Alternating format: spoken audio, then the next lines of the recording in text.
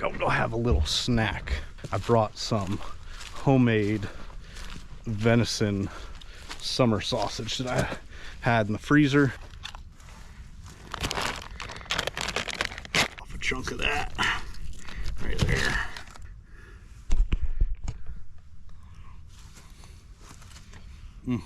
That's good stuff.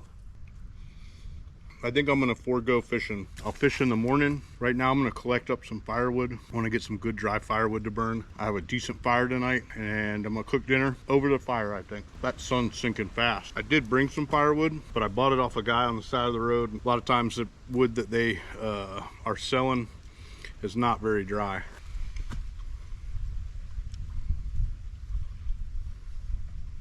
I can only imagine what it looked like 100 years ago. The steamboats coming up here.